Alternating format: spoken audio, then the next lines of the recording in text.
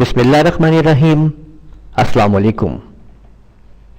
Computer के tips and tricks की next episode next किस्त के अंदर आज हाजिर हूँ और आज आपके साथ मैं शेयर कर रहा हूँ एक बहुत ज़बरदस्त टिप्स को कि देखिए, जब हम किसी भी प्रोग्राम को ओपन करते हैं तो हम कौन कौन से तरीके यूज़ कर सकते हैं।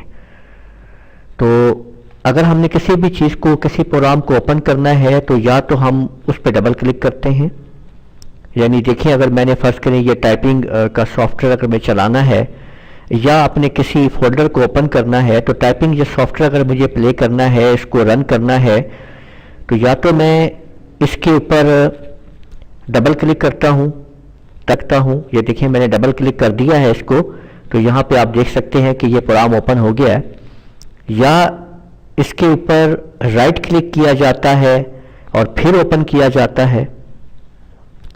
तो यूं इस तरह से हम ओपन कर सकते हैं, या फिर इसके ऊपर क्लिक करके कीबोर्ड से हम एंटर का बटन प्रेस करते हैं तो हम इसको ओपन कर सकते हैं।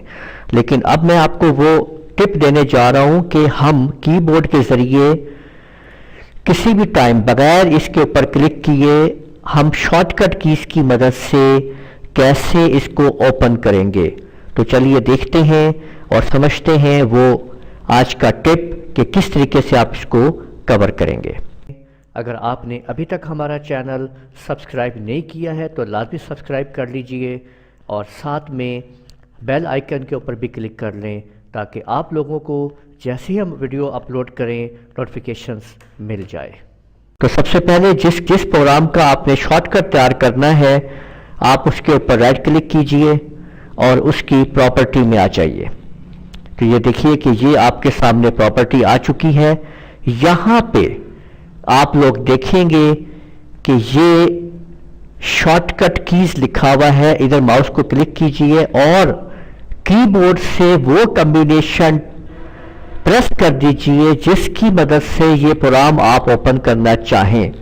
मसलन मैं यहाँ पे कंट्रोल ऑल्ट शिफ्ट के साथ टी दबा रहा हूँ कि टाइपिंग ट्यूटर अप्लाई कर देता हूँ और उसके बाद ओके कर देता हूँ। तो अब मैंने एक शॉर्टकट की तैयार कर ली है जिसकी मदद से जैसे ही मैं अपने कीबोर्ड, अब देखें मैंने इसको बिल्कुल सेलेक्ट नहीं किया हुआ है, माउस साइड पे है और मैं कीबोर्ड से प्रेस कर रहा हूँ अब वही कॉम्बिनेशन कीज का जिसको मैंने वहां पे बनाया था, कंट्रोल ऑल्ट शिफ्ट के साथ टी।